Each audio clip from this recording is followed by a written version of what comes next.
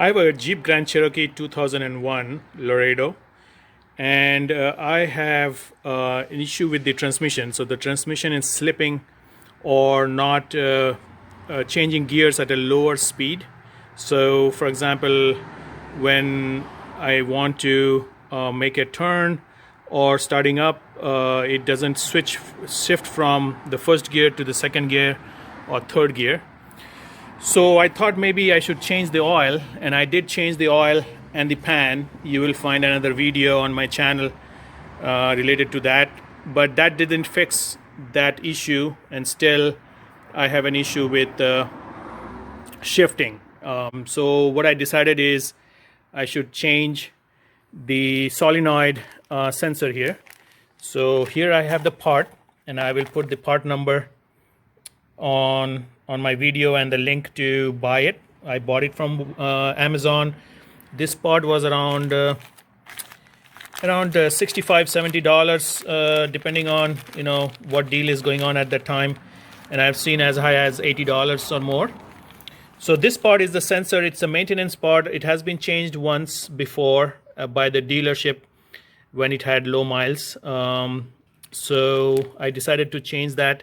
And also I'm going to switch this spring, the actuator spring.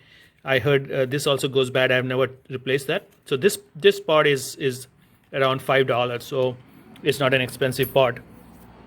I will take these bolts off, and for the spring.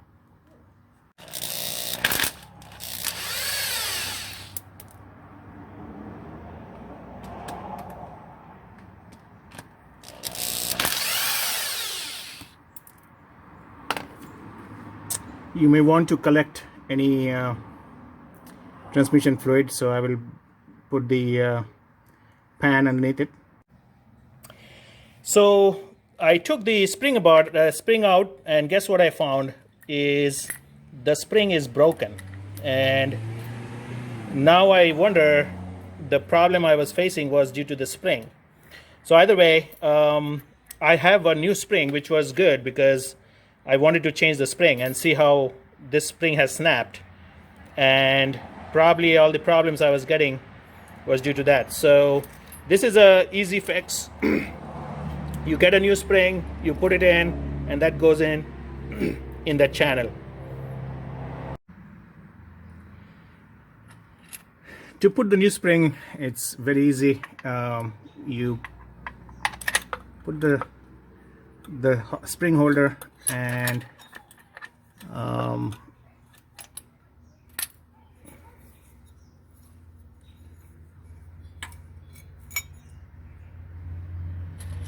it just goes right in like this. It should be flush over there, and this top will or the bottom will screw in right there. So the spring just stays lodged into and kept in place by this holder. Just make sure that the wiring harness is passing through this, so it doesn't get dislodged. So that's how it is. It will hold the wiring harness right here. So when you put back in, just make sure that this notch is passed through the wiring harness. I'm going to tighten the screws here. Don't need to tighten it too much, just a little tightening would be fine.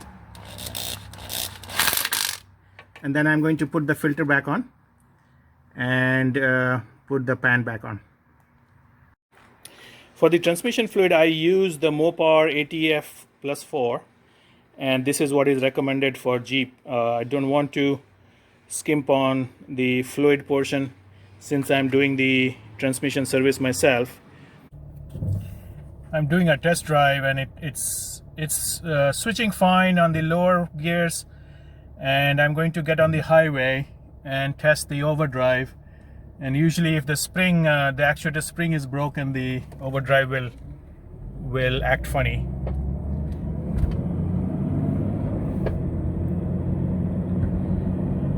So you can see that the gears are shifting much better. It's way smoother than it was before.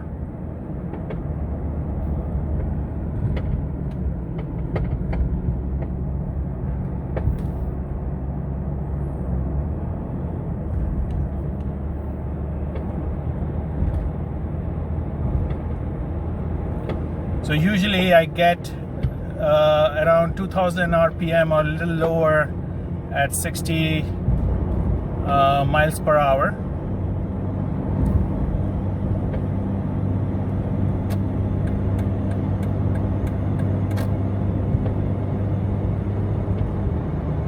Look, it kicked into the overdrive and it was pretty smooth.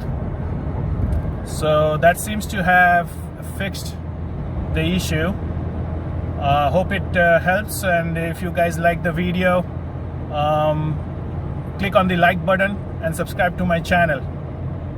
Hope you can fix your transmission issues with this video as I showed.